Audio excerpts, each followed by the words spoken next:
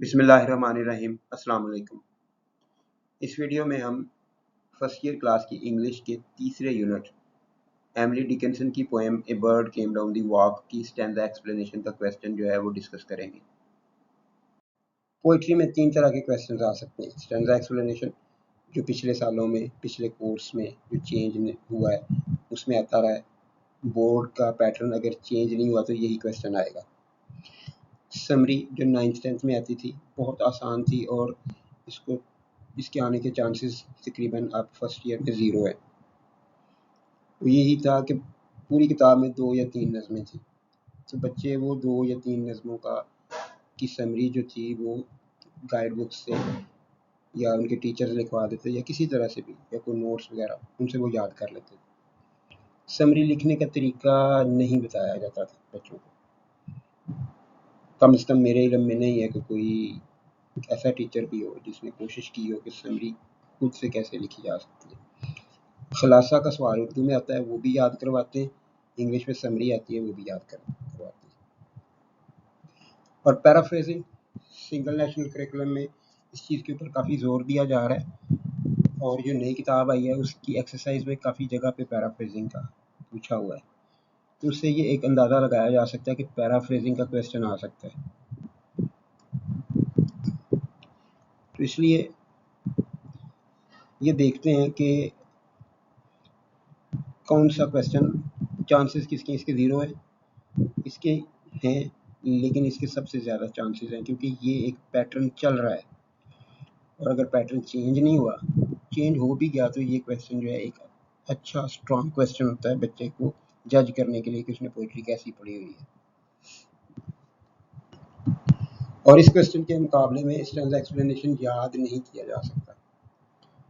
पिछले कोर्स में 20 नज़में थी, हर एक के 3-4 स्टैंजास भी थे किसी में, तो अगर मिनिमम 50 स्टैंजास कम से कम बनते थे। वो 50 स्टैंजास 2 समरीज के मुकाबले में बहुत बहुत बड़ा डिफरेंस है और स्टूडेंट्स इस क्वेश्चन से बहुत ज़्यादा घबराते हैं। जो याद करने के रट्टा लगाने के आदी स्टूडेंट्स हैं वो इस क्वेश्चन से बहुत ज़्यादा घबराते हैं क्योंकि 5 नंबर का सिर्फ 5 नंबर का सवाल आता था और इतना ज़्यादा याद करना। तो इस पे मेरी राय तो यही है कि इसको करना सीख लें, इतनी ज़्यादा एफर्ट नहीं करनी पड़ेगी, आप कुछ गेन भी करेंगे, अच्छा भी लगेगा, कुछ फ़ायदा भी होगा, आपको प्रैक्टिकली फ़ायदा होगा, आप लिख सकेंगे। स्टैंजा एक्सप्लेनेशन जिसको सिर्फ स्टैंजा भी कहते हैं, उर्दू में तशरीह के सवाल की तरह आता है। उसमें भी लिखा होता है हवाला मतन और सियाको सबाक से के हवाले से तशरीह करें, यानी बताना है कि ये कौन सी कहानी में से, ये कौन सी नज़म में से लिया है और उसका सियाको सबाक बताना होता है कि आगे पीछे पोएम में से जहाँ से लिया गया है उसमें बात क्या की गई है, मैसेज क्या है। ये 2-3 चीज़ें पूछते हैं वो। उर्दू में तो इसी तरह से, इंग्लिश में भी यही है कि क्वेश्चन स्टेटमेंट आती है explain with the reference to the context. तो समरी जो थी वो मुख्तसरन लेकिन नज़म को मुकम्मल लिखना होता था, पूरी नज़म भी अंदर कवर हो जाए और लिखा भी थोड़ा जाए। तो हमारे यहाँ कुछ टीचर्स या कुछ गाइड्स ऐसी हैं तो वो उसको फैला के इतना बड़ा कर देते हैं कि 2-2 3-3 पेजेस बन जाते हैं और फिर वो हमारे अनफॉर्चुनेट ट्रेडिशन के ज़्यादा लिखा हो तो ज़्यादा नंबर मिलते हैं। तो ये बात कहीं किसी हद तक सच भी होती होगी, इसीलिए बच्चे जो हैं वो एक छोटी सी नज़म की समरी जिसकी तकरीबन 8-10 लाइनें बनती हैं टोटल, उसकी इतनी लंबी समरी लिख के आ जाते हैं कि वो समरी नहीं एक्सप्लेनेशन होती।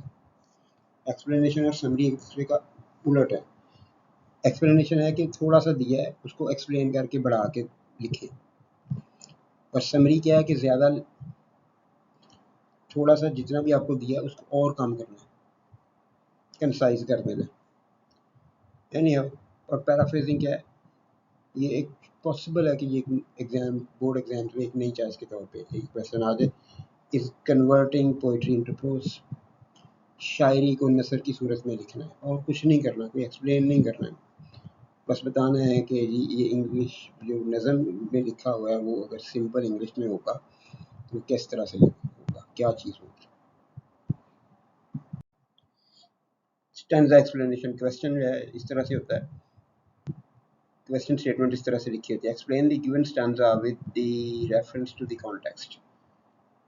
दिए गए स्टैंजा को, ये जो नीचे दिया हुआ है, जो 3 4 6 लाइनें पे नज़म के अंदर से वो उठा के दे देते हैं, होती कंटिन्यूस है, ये नहीं है कि एक पहली उठा दी, एक तीसरी और एक 10वीं लिख दी, ऐसे नहीं होगा, इकट्ठी होगी जिनका आपस में मिलके मीनिंग बनते हो। तो ये मैंने वहाँ इसी नज़म में से लिए। इस तरह से नीचे स्टैंडर्ड लिखा होता है, ऊपर ये स्टेटमेंट होती है, कोई चॉइस वगैरह नहीं आती, जो आ गया वही करना है। तो रेफरेंस टू द कॉन्टेक्स्ट का मतलब होता है कि कॉन्टेक्स्ट ये है कि क्या बात है, बात क्या की गई है, और रेफरेंस का मतलब होगा कि जो बात की गई है कहाँ पे की गई है, किसने की है, यानी नज़म बतानी है, शायर बताना है, और नज़म का थीम बताना है कि उसमें बात क्या की गई है। ओवरऑल ये होता है। अगर बड़ी क्लासिकल के लेवल पे बात की जाए तो कॉन्टेक्स्ट का मतलब होता है कि इस स्टैंजा के पहले और बाद में क्या क्या आया। वो एक मुश्किल चीज़ होती है और वो लॉन्ग पोइम्स के लिए आती है। मास्टर लेवल पे जो होते हैं एग्जाम्स, वहाँ पे इस तरह के क्वेश्चन आते हैं। यहाँ पे ये क्योंकि नज़म ही छोटी होती है तो हम कॉन्टेक्स्ट में सिर्फ उसका थीम या उसकी एक शॉर्ट सी समरी लिख देते हैं कि ये नज़म के अंदर बात हुई है, नज़म ये वाली है और इसको फलां शायर ने लिखा है। उस चीज़ को हम रेफरेंस टू द कॉन्टेक्स्ट कहते हैं। एक मिसकंसेप्शन है, एक गलती है, बहुत सारी गाइड बुक्स, बहुत सारे नोट्स, बहुत सारे टीचर्स इस क्वेश्चन को 3 हिस्सों में डिवाइड कर देते हैं। 3 हिस्सों में स्टेटमेंट लिखी होती है, explain with the reference to the context. तो वो क्या करते हैं कि एक हेडिंग बना देते हैं रेफरेंस की, दूसरी बना देते हैं कॉन्टेक्स्ट की, और तीसरी बना देते हैं एक्सप्लेनेशन की। 3 हेडिंग्स के अंडर इस क्वेश्चन को करते हैं। तो उसके ऊपर मैं थोड़ी सी बात आपको क्लियर कर दूं। रेफरेंस टू द कॉन्टेक्स्ट लिखा हुआ आता है और इसका मतलब होता है कि एक यूनिट में, एक जगह पे ये सारी चीज़ें लिखनी है। इसके अंदर क्या लिखना है, ये पोएम का टाइटल लिखना है, पोएट का नाम लिखना है, और एक मुख्तसर सा ओवरव्यू देना है नज़म का कि बात क्या की गई है, ऑल एट सेम प्लेस, यानी एक ही जगह पे सारा कुछ लिखना है। ये होता है रेफरेंस टू द कॉन्टेक्स्ट। और अगर हम इस स्टेटमेंट को चेंज करके इस तरह से कर दें, रेफरेंस एंड द कॉन्टेक्स्ट, तो रेफरेंस से मुराद ये हो जाएगी कि हम शायर और नज़म का नाम बता दें, और कॉन्टेक्स्ट का मतलब यही होगा कि ये जो लाइनें हैं उनके आगे पीछे क्या दिया गया है। तो शॉर्ट पोएम के बारे में सिर्फ उसकी शॉर्ट सी समरी दे देंगे।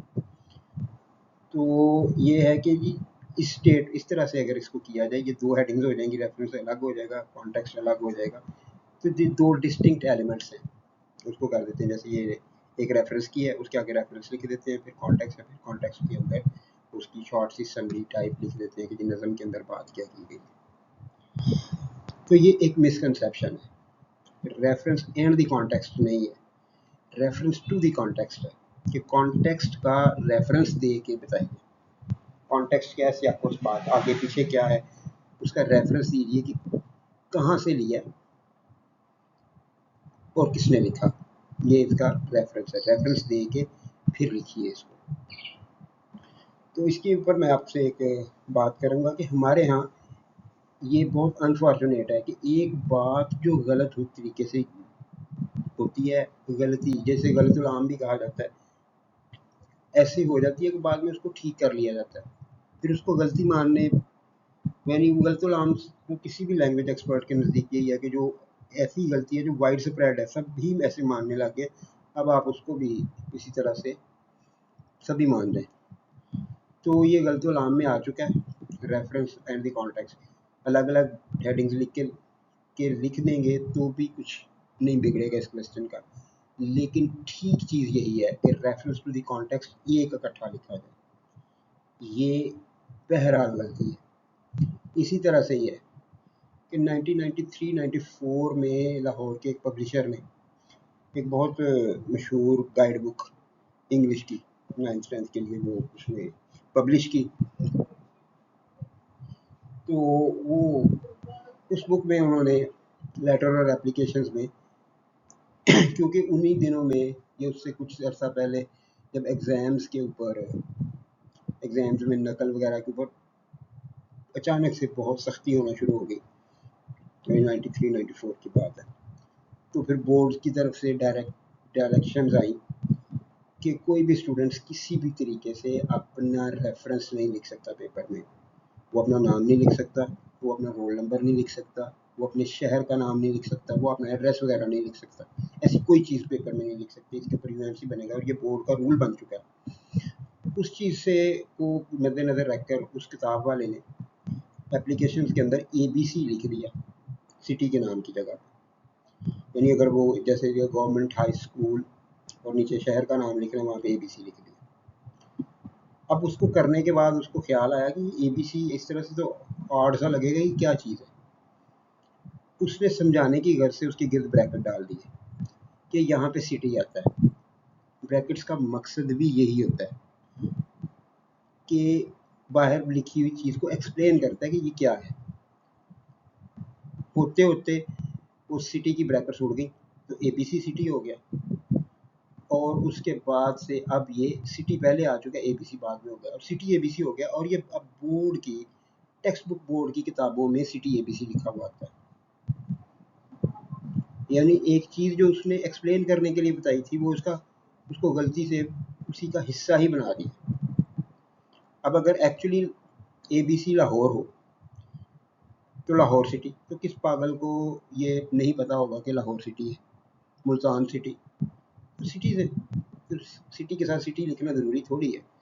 ये तो ऐसे ही है कि किसी आदमी का नाम लेके अमजद उसके आगे लिख दे मर्द। तो ये इस तरह की एक बेवकूफ़ी है जो हमारे यहाँ चल पड़ी है, रिवाज बन गई है और एक्सेप्टेड है। तो इसी तरह से ये भी उसी टाइप की एक बेवकूफ़ी है, चल पड़ी है, रिवाज बन गई है, एक्सेप्टेड है। लेकिन मेरा मशवरा यही है कि रेफरेंस टू द कॉन्टेक्स्ट ये लिखें, ये बेहतर है, ये ज़्यादा एक्यूरेट है। Divide your study of poetry into 4 parts. Poetry की अपने स्टडी को 4 हिस्सों में तकसीम कर लें। ये टीचर्स और स्टूडेंट्स के लिए एक अहम टिप है। आप इसे एक मशवरा समझ लें, एक टिप समझ लें कि अगर आपने नज़म को खुद समझना है बजाय कि आप उसको रट्टा लगा के याद करें, तो बेहतर है कि आप उसको 4 हिस्सों में तकसीम करें। वो 4 हिस्से हैं who, how, why, what. Who कौन, किसने लिखा, हाउ कैसा लिखा, वाई क्यों लिखा, व्हाट क्या लिखा। अब इसको थोड़ा सा मैं एक्सप्लेन कर देता हूँ। हु तो नज़म के बारे में ये रिसर्च करें, देखें कि किसने लिखा, हु रोट इट, शायर का नाम, सिंपल आंसर है। लेकिन थोड़ा सा इजाफी आपका अपना नॉलेज बढ़ेगा, इंटरेस्ट पैदा होगा कि शायर का बैकग्राउंड क्या है। बैकग्राउंड से मुराद आप उसकी नेशनैलिटी कह सकते हैं कि मुल्क कौन सा है। तो इंग्लिश पोइट्री में से इंग्लिश पोइट्स जो हैं वो ज़्यादातर जो हैं वो या तो ब्रिटिश हैं या फिर अमेरिकन है। पोएट स्टेटस, शायर का मर्तबा क्या है। कुछ शायर बड़े होते हैं, कुछ बहुत बड़े होते हैं और कुछ गुमनाम से होते हैं। तो शायर का स्टेटस क्या है। और पोएट स्टाइल, कुछ शायर जो है वो मुश्किल चीज़ें लिखना पसंद करते हैं, कुछ शायर जो है वो आसान सादा सा लिखना पसंद करते हैं। तो शायर का स्टाइल क्या है, इसमें भी साथ साथ मैं नज़मों के बताता जाऊँगा। आप खुद भी कोशिश कीजिएगा कि पोएट का स्टाइल जो है वो क्या चीज़ होती है। तो हु के अंदर आपने ये 3-4 चीज़ें, नाम, उसका बैकग्राउंड, उसका मर्तबा, उसका स्टेटस जो है और उसका स्टाइल वगैरह ऐसी चीज़ें जो कुछ भी आपको एडिशनली मिल जाए। इस वक्त इंटरनेट और एआई का ज़माना है। आप एआई जो है वो उसके ऊपर तकरीबन आधा एतबार करना चाहिए کیونکہ وہ خود کہتا ہے کہ جی غلطی ہو سکتی ہے، تو اس لیے. لیکن جنرلی اس طرح کی چیزوں کے لیے، شاعروں وغیرہ کے لیے، وہ کافی ایکوریٹ انفارمیشن دیتا ہے. یا ویسے آپ سرچ کر لیں تو یہ 2 3 4 چیزیں نکال لیں ہر نظم کے بارے میں. آپ کے کوئی 8 10 منٹ لگیں گے. شاعر کا نام، اس کی بیک گراؤنڈ کے بارے میں 1 آدھ سینٹینس، اس کے اسٹیٹس کے بارے میں 1 آدھ سینٹینس، اس کے اسٹائل کے بارے میں. اسٹائل نہ بھی پتہ چلے، ان میں سے کوئی 1 آدھ چیز مس بھی ہو جائے گی تو کوئی بہت بڑا ایشو نہیں بنے گا. دوسرا ہے جی how, style and structure of the poem. نظم کا اسٹائل دیکھنا. تو یہ ہوتی ہیں نظمیں 2 3 سادہ سادہ سے طریقے ہیں. انگلش پوئٹری جو آپ کے کورس میں ہوگی اس میں اسی طرح سے ہوگا، یا اسٹینزاز ہوں گے، 3 4 5 لائنیں اکٹھی ہیں، پھر اسی طرح سے پھر 4 5 لائنیں، جس طرح سے اردو شاعری میں بند ہوتے ہیں کہ 4 لائنیں ہیں، پھر 4 لائنیں ہیں، پھر 4 ہیں، پھر 4 ہیں، یا 5 لائنیں ہیں، اس طرح کی چیزیں. تو اس میں بھی اس طرح کا اسٹائل ہوتا ہے. اور اسٹرکچر کیا ہے کہ اسٹائل اور اسٹرکچر ایک ہی بات ہے کہ نظم کا اسٹرکچر کیا ہے. لائنیں لمبی لکھی ہیں، چھوٹی لکھی ہیں، رائم سکیم موجود ہے نہیں ہے، ریدم کیسا ہے، اس طرح کی چیزیں. لینگویج، یہ جنرل ایک بہت آرام سے لکھ سکتے ہیں کہ سمپل لینگویج ہے. آپ کو ایسی پوئمز کورس میں دی نہیں جائیں گی جس کی لینگویج مشکل ہوگی، آسان سی زبان. تو یہ تو ہے. اور فگرز آف اسپیچ، اور اس کے اندر فگرز آف اسپیچ، اس کے اوپر 9th کلاس کی پوئم ڈیفوڈلز کے بارے میں میں نے ایک مکمل ویڈیو بنائی ہوئی ہے. آپ اس کو دیکھ سکتے ہیں کہ فگرز آف اسپیچ کیا ہوتے ہیں، کیونکہ یہاں پہ بتانا فی الحال وقت ممکن نہیں ہے. فگرز آف اسپیچ یہ ہے کہ نظم کے اندر کون کون سا طریقہ، کون کون سا اسٹائل تو نہیں کہیں گے لیکن فگر اسی کو کہتے ہیں. جیسے میٹافر ہے، سملی ہے، پرسونیفیکیشن ہے، اس طرح کی چیزیں کہاں پہ کیا کیا استعمال ہوتی کیا ہیں، یہ ٹیچرز خود بھی بتا سکتے ہیں. یہ ٹریس کرنی ہے آپ نے نظم کے اندر سے کہ شاعر نے فلاں چیز استعمال کی ہے. وائی، کیوں لکھا، یعنی مقصد کیا تھا. تو مقصد سے نظم کا پیغام کیا ہے، آپ کو کیا بتا کیا رہی ہے، تھیم اس کا کیا ہے، میسج آف دا پوئم اور تھیم آف دا پوئم. اور لاسٹ پہ ہے what, content of the poem, کہ نظم کے اندر بات کیا کی گئی ہے. اس کو سمپلی پیرافریزنگ کریں. وہ میں ایک ویڈیو اس کی لیسن کی بنا چکا ہوں، آپ دوبارہ دیکھ لیں اس کی خود پریکٹس کریں. میرے بنے ہوئے سینٹینسز کی مکھی پہ مکھی مارنے کی ضرورت نہیں ہے، خود بنا لیں. انگلش ہی لکھی ہوئی ہے، آپ نے انہی الفاظ کو پھر دوبارہ لکھنا ہے، تھوڑا سا آگے پیچھے کریں گے بس. کسی کا آخر پہ لکھا ہوا آپ نے درمیان میں جہاں پہ وہ ہوتا ہے وہاں پہ لکھ دینا. اس طرح کی چیزیں پیرافریزنگ میں آتی ہیں. اور یہ میں پہلے بھی بتا چکا ہوں کہ پیرافریزنگ کا بھی الگ سے کویشچن آ سکتا ہے. یہ کیونکہ پیٹرن پیپر کا پیٹرن جو ہے وہ ان نون ہے، ابھی تک پتہ نہیں ہے کہ کیا آئے گا، لیکن پوئٹری میں سے سمری کے آنے کے چانسز نہیں ہیں، اسٹینزا کے آنے کے چانسز کافی زیادہ ہیں، پیرافریزنگ کے چانسز بھی بنتے ہیں.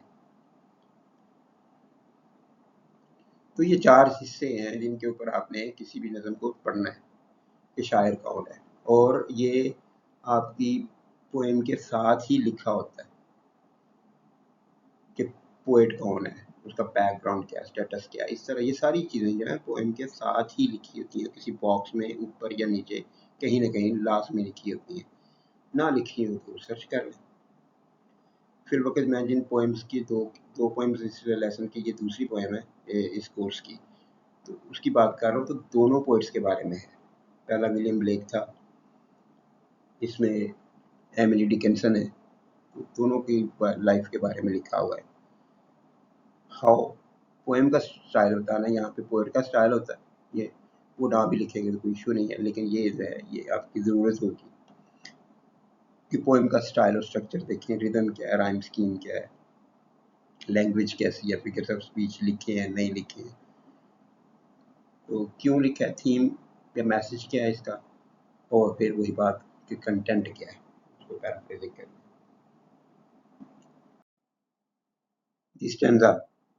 اسٹینزا کا کویسچن جو ہے وہ کس طرح سے اٹیمپٹ کیا جاتا ہے، اس کی مارکنگ سکیم کیا ہے، وہ میں بتا رہا ہوں. اور یہاں پہ میں نے جو آپ کو بتایا تھا کہ ریفرنس ٹو دی کانٹیکسٹ، एक हेडिंग और दूसरी हेडिंग एक्सप्लेनेशन, 2 हेडिंग्स में। इस वक्त जो कुछ क्रेज़ चल रहा है कि आपकी प्रेजेंटेशन अच्छी होनी चाहिए, और प्रेजेंटेशन के चक्कर में इतनी बड़ी बड़ी गलतियां कर देते हैं कि आप बस अफसोस कर सकते हैं। तो अगर आप उस तरह से भी करना चाहें, आपको आपके टीचर्स मजबूर करें, तो रेफरेंस की हेडिंग अलग लिख दें, कॉन्टेक्स्ट की अलग लिख दें, पोएट के नाम की एक हेडिंग और बना लें, और पोएम के टाइटल की एक हेडिंग बना लें। तो 4 5 6 टाइटल वो इसके आपके पास हेडिंग्स बन जाएंगी। और जिनका वो हेडिंग लिखने का शौक़ होता है ना, ये जो टीचर्स जिनका शौक़ होता है कि हेडिंग्स लिखी जाए, चाहे वो बेवकूफ़ाना ही क्यों ना हो, तो लेकिन इससे प्रेजेंटेशन बन जाती है और ये अच्छा लगेगा, तो आप उस तरह से कर सकते हैं। मेरा यहाँ पे मकसद आपको सिंपली स्टैंजा का क्वेश्चन समझाना है। अब सिर्फ इसी एक पोएम की अगर आप बात कर लें तो 5 स्टैंजाज हैं, और वो स्टूडेंट्स जो बेवकूफ़ों की तरह रट्टे लगाने को तरजीह देते हैं या सिर्फ लगा ही रटा सकते हैं, उन्हें समझ ही किसी चीज़ की नहीं है, तो उन्हें 5 स्टैंजाज याद करने पड़ेंगे, और वो एटलीस्ट इतने इतने लिखे होंगे। और ये जो सारा लिखा हुआ है, ये आपकी एक गाइड के ऊपर, गाइड बुक्स जो होती हैं उनके ऊपर तो शायद ये एक पेज के ऊपर उन्होंने 3 4 5 ही लिख दें। आपको सिर्फ एक पूरा पेज याद करना पड़ जाए गाइड बुक का, वो आपको अंदाज़ा होना चाहिए वो कितना ज़्यादा टेक्स्ट होता है। उसकी बजाय अगर आप इसको करना सीख जाएँ, तो आपने सिर्फ यहाँ पे थोड़ा सा टेक्स्ट चेंज करना है, बाकी सारा कुछ सिस्टमेटिकली इसी तरह से याद कर लेना है, या इसी तरह से समझ लेना है कि क्या कौन सी चीज़ पहले लिखनी, क्या लिखना है, कैसे लिखना है, और उसके बाद ये खत्म हो जाएगा क्वेश्चन। पहली हेडिंग देगी रेफरेंस टू द कॉन्टेक्स्ट। इस हेडिंग के 3 नंबर हैं, 3 नंबर हैं, 1 2 3। पहला नंबर है नज़म की टाइटल का, दूसरा नंबर है शायर के नाम का, तीसरा नंबर है कि अगर आपने साथ में कॉन्टेक्स्ट या जो रेफरेंस टू द कॉन्टेक्स्ट जिस चीज़ को कहा जाता है हवाला मतन, टेक्स्ट लिया कहाँ से क्या है, उसकी कुछ थोड़ा सा लिखा हुआ है, 1 2 लाइनें लिखी हुई हैं, तो ये नंबर उसके। और बाकी रह जाती है फिर एक्सप्लेनेशन कि आपने तशरीह करनी है, तो तशरीह के सिर्फ 2 नंबर हैं, तो वो जैसा भी आप लिख सकते हैं, अगर वो लिख देंगे तो वो 2 नंबर में से 1 तो आपको मिल जाएगा। ये आपकी तीनों चीज़ें ठीक होनी चाहिए, ये आप जैसा भी लिखाएंगे। 4 5 नंबर का क्वेश्चन जो है, 5 नंबर का क्वेश्चन है, मैक्सिमम कोई 4 देता है आपको। हाँ, ओवरऑल आपका पेपर बहुत अच्छा लिखा हुआ है, सारा कुछ ही ठीक लिखा हुआ है, तो फिर एग्जामिनर हो सकता है कि इस क्वेश्चन के 5 दे दें, वरना 4 नंबर तो नॉर्मल है। तो जो आप देख सकते हैं कि 1 नंबर ये पक्का हो जाता है, ये भी ठीक है, ये भी आ जाता है, और 2 में से 1 ये भी मिल जाता है। 4 नंबर आराम से आ जाते हैं इस क्वेश्चन के, तो मेरी राय में एक ठीक-ठाक नंबर है। तो रेफरेंस टू द कॉन्टेक्स्ट की हेडिंग लिखनी है, और आगे फिर एक लाइन, बनी बनाई लाइन है यहाँ तक, इसी तरह से लिखनी है, नाम आपने दोनों चेंज करने हैं। These lines are a selection from Emily Dickinson's poem A Bird Came Down the Walk। कि ये लाइनें जो हैं ये सिलेक्शन है, ली गई हैं, मुंतखब की गई हैं एमिली डिकिंसन की नज़म से। एमिली डिकिंसन पोएटेस है, शायरा है, अमेरिकन शायरा जिसने ये नज़म लिखी है। और आगे नज़म का टाइटल है, याद रखिएगा टाइटल्स जो हैं वो इन्वर्टेड कॉमास के अंदर लिखे जाते हैं और टाइटल केस में लिखे जाते हैं। अगर आप याद रख सकें तो इस पूरे टाइटल में A B C D और W ये कैपिटल है, और D का T जो है वो स्मॉल है। और ये एक पंक्चुएशन की गलती होती है, अगर आप T जो है वो भी बड़ा लिख दें, D को टाइटल के अंदर बड़े T से लिखना गलत होता है। टाइटल केस लिखने के अपने रूल्स हैं, तो किसी और वीडियो में मैं आपको समझा दूंगा। लेकिन जो आसान चीज़ ये है कि इसी तरह से अगर आपको याद रह जाए कि आसान सा है, A B C D और W ये कैपिटल्स में, और D का T जो है वो स्मॉल है। दूसरा एक जनरल रूल भी है कि आप सारे कैपिटल लिख दें, यानी बर्ड का BIRD ये भी बड़े लफ्ज़ों में लिखें, केम भी बड़े लफ्ज़ों में लिखें, डाउन भी, बी भी, वॉक भी, सारे का सारा कैपिटल्स में लिख दें। फिर कोई गलती नहीं होगी। यानी टाइटल के इसको अगर आप फुल कैपिटल में लिख देंगे तो वो भी ठीक होगा। तो ये एक वाइज किस्म की चॉइस होगी। अगर आपकी नज़में कम हैं, 2-3 हैं पूरे कोर्स में, तो फिर तो याद हो जाता है। लेकिन जो प्रीवियस कोर्स है जिसमें 20 नज़में थी, तो टाइटल और पोएट्स के नाम याद करना ही काफ़ी ट्रिकी था। तो उसमें यही ठीक है कि आप सारा कैपिटल लिख लें और इसको इन्वर्टेड कॉमास के अंदर लिखना है। कुछ स्टूडेंट्स, कुछ बुक्स, कुछ टीचर्स वगैरह जो है वो इस तरह की चीज़ बता देते हैं कि पोएट का नाम भी आपने ब्रैकेट्स में लिखना है। पोएट के नाम को ब्रैकेट में लिखेंगे, आपका नंबर कट जाएगा। और पोएम के टाइटल को अगर आपने ब्रैकेट्स के इसके कॉमास के बगैर, इन्वर्टेड कॉमास के, यहाँ पे भी मैंने कॉमास का लफ्ज़ कहना था, ब्रैकेट कह दिया। पोएट के नाम को इन्वर्टेड कॉमास के बगैर लिखना है, पोएम का टाइटल इन्वर्टेड कॉमास के अंदर लिखना है। तो ये 2 नंबर आपके हो गए। उसके बाद जो मैंने कहा था कि आपको पोएट का कुछ थोड़ा सा पता होना चाहिए, तो हमने जी इसका लिख दिया, Emily Dickinson was a great American poetess. Poetess जो है शायरा। एक चीज़ याद रखिएगा, मॉडर्न इंग्लिश में पोएट चाहे वो औरत हो या मर्द, पोएट ही लिखा जाता है, पोएटेस लिखना ज़रूरी नहीं है। एमिली डिकिंसन जो है वो एक अजीम अमेरिकी शायर है। The poem sheds light on the, अब आगे वो नज़म का वो आ गया जो कॉन्टेक्स्ट वाला पार्ट है, रेफरेंस टू कॉन्टेक्स्ट वाला part. The poem sheds light on a simple garden event where a bird comes, eats a worm, gets frightened and flies away। अगर आपने नज़म पढ़ी है तो आपको पता होगा कि शायरा बताती है कि वो देख रही है खड़ी होकर, परिंदा आया रास्ते पे, उसके घर के अंदर कोई रास्ता बना हुआ है, कोई ड्राइव वे जैसे होता है, गेट से घर मकान तक का रास्ता, उसके ऊपर वो परिंदा आके बैठा है। और वहाँ पे एक एंगल वर्म को, एक केचुआ था, उसको उसने 2 टुकड़े में काट दिया है और फिर दोनों टुकड़ों को खा गया। और खा के उसने इधर-उधर देखा है और फिर शायरा ने रोटी का कोई टुकड़ा उसके आगे फेंका कि वो खाने के लिए, शायद जैसे दूसरे जानवरों, परिंदों वगैरह को डाला जाता है, दाने डाले जाते हैं, इस तरह से उसने क्रम एक रोटी का टुकड़ा फेंका तो वो परिंदा डर के उड़ गया। ये सिंपल सा एक इवेंट है, पूरी पोएम बनाई हुई है इसके ऊपर एमिली डिकिंसन ने। तो वही आपने लिख देना है कि एक ये नज़म जो है ये रोशनी डालती है एक सादा सा गार्डन इवेंट है, जैसे किसी बाग में हुआ हो, ये अपने घर में हुआ, किसी भी जगह पे कोई ऐसा चाहिए, तो मैंने खुद लिख दिया ना कि ये गार्डन में है, ये मैंने खुद बता दिया कि उसने अपने घर में। तो ये कोई ऑथेंटिक चीज़ नहीं है, बस सिंपल एक इवेंट है कि उसने एक परिंदे को देखा जिसने कीड़ा खाया और फिर शायरा ने उसके आगे क्रम फेंका और वो डर के उड़ गया। तो हम उसके ऊपर बात करते हैं कि इसको इस तरह से लिखते हैं, the poem sheds light on simple garden event where a bird comes, एक परिंदा आता है, ईट्स ए वर्म, एक कीड़ा खाता है, गेट्स फ्राइटेंड, डर जाता है, एंड फ्लाइज अवे, और फिर उड़ जाता है। यही हुआ। ये पूरी पोएम का एक लाइन का सिंपल सा खुलासा समझ लें, जिसे मैंने समरी कहा था। और फिर आगे आप इसकी स्टैंडर्ड फॉर्म वगैरह, ये अगर यहाँ पे नहीं तो एक्सप्लेनेशन में लिख दें। ये लाइन जो है ये कहीं भी लिखी जा सकती है, तो यहाँ पे लिख दें तो फिर भी ठीक है, अगर एक्सप्लेनेशन में डाल दी तब भी लिख दें। The poem is written in standard form. नज़म जो है वो स्टैंजास की सूरत में लिखी गई है, 4-4 लाइन के 5 स्टैंजास हैं, एंड कंटेन्स 5 4-लाइन स्टैंजास, और इसके अंदर 5 स्टैंजास हैं और हर स्टैंजा में 4 लाइन है।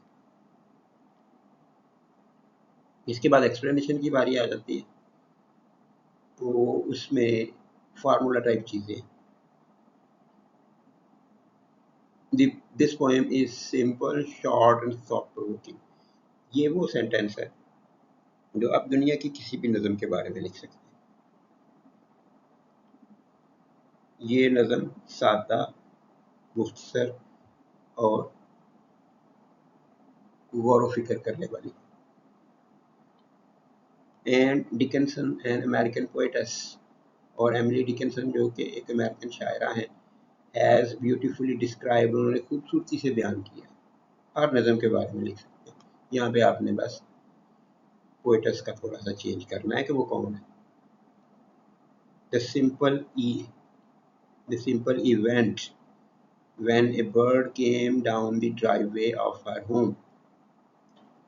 اس نے خوبصورتی سے بتایا کہ ایک پرندہ اس کے گھر کے ڈرائیو وے گھر کے گیٹ سے گھر تک کا فاصلہ جو ہوتا ہے، کچھ لوگ گھروں میں یا جو یورپ میں گھر بنتے ہیں، ہمارے ہاں بھی کافی سارے اس طرح کے گھر بنتے ہیں کہ گیٹ کے آگے کافی سارا خالی جگہ ہوتی ہے، لان ہوتا ہے اور ایک راستہ بنا ہوتا ہے گاڑی کے گزارنے کے لیے، اس کو ڈرائیو وے کہتے ہیں. تو ایک پرندہ اس کے گھر کے ڈرائیو وے پہ آیا. He bit and ate an angleworm and looked around. اس نے کاٹا، کھایا ایک اینگل ورم کو اور ارد گرد دیکھا. He got frightened of the poetess and flew away. اور وہ شاعرہ سے ڈر کر اڑ گیا. اب کرم والی بات کو لکھ سکتے ہیں، اس نے پھینکا. نہ بھی لکھیں گے تو کوئی ٹھیک ہی رہے گا یہ بھی. This stanza form and slant rhyme make this poem a love. اب سٹینزا فارم میں یہ نظم لکھی گئی ہے تو ہم نے وہ بتا دیا. اور سلینٹ رائم ایک ایسی ٹیکنیک ہے جس میں لفظ پوری طرح سے میچ نہیں بھی کر رہے تو آپ ان کو رائم میں مان لیں. جیسے ایک لفظ کرم ہو CRUMB اور دوسرا ہوم ہو تو آخر پہ ایم کی آواز ہے، بس اس کی وجہ سے رائم ہے. لیکن ایکچولی یہ ایگزیکٹ رائم نہیں بنتی جو ہوتی ہے کسی بھی شاعری کے اندر.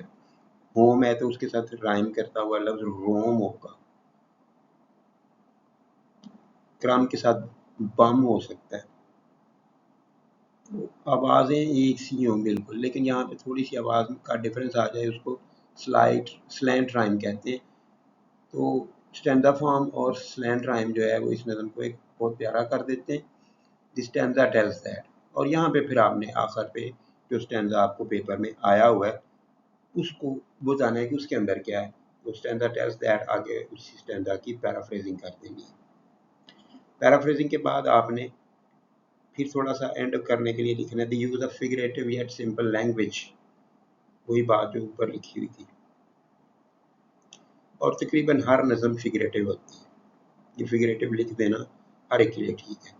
دی use of فگریٹو yet simple language give the poem a literary weightage. فگریٹوس اور سادہ سی زبان نظم کو ادب کی دنیا میں وزنی بنا دیتے ہیں. And it remained one of the masterpieces of the English tongue. اور یہ انگریزی زبان کا ایک شاہکار بن چکی ہے. کسی بھی پوئم کے لیے لکھ دیں. یہ ساری وہ چیزیں ہیں جو ہر ایک کے لیے لکھی جا سکتی ہیں. آپ نے سمپلی یہاں پہ جو آپ نے خود کرنا ہے وہ کر لیں. باقی اسی طرح کی چیز بنا کے ایک دفعہ خود بنا لیں گے، وہ یاد نہیں کرنی پڑے گی. میرے والا تو یہ تو میں نے بنایا ہوا ہے نا، وہ رٹے والی بات ہو جائے گی. کسی کو آپ نوٹ کر لیں، اس کے آگے لکھنا شروع کر دیں، چل تو جائے گا، ہو بھی جائے گا، لیکن میں اس کو اتنا اپریشیٹ نہیں کروں گا. میری ساری ایفرٹ جو ہے اس کا مقصد یہ ہے کہ آپ لوگ سیکھیں، خود کریں. ورنہ بہت زیادہ کتابیں ہیں مارکیٹ میں اور کچھ بہت بری لکھی ہوئی ہیں، کچھ بہت اچھی بھی ہوں گی. اس لیے میری پھر ایک دفعہ آپ سے ریکویسٹ ہے، میری آپ کے لیے ایک ایڈوائس ہے کہ آپ سیکھیں کہ کرنا کیسے ہے. میں کوشش یہ کر رہا ہوں کہ آپ لوگوں کو سکھاؤں. ایک دفعہ کریں گے، 2 دفعہ کریں گے، تھوڑا سا بورنگ لگے گا میرا اتنا زیادہ بولنا اور سننا آپ کو. لیکن اگر آپ اس کو ایک ٹیچر کی آواز سمجھ کے سن کے کرنا شروع کریں گے تو یہ آپ کا پرسنل فائدہ ہوگا. زندگی بھر فائدہ دینے والی چیزیں. آپ خود لکھنا سیکھ جائیں گے، سیلف ڈیپینڈنٹ ہو جائیں گے، کتابوں کے ڈیپینڈنٹ نہیں رہیں گے. کتاب ہی نہیں ملی تو یاد کیسے ہوگا؟ آپ کی صرف ایک کتاب ہے، وہ آپ کی ٹیکسٹ بک ہے. جیسی بھی لکھی ہوئی آپ نے اسی کا ایگزام دینا. جیسا آپ اس کو پڑھیں گے ویسا ایگزام دے پائیں گے. اس کو نہیں پڑھیں گے، یاد ہی کریں گے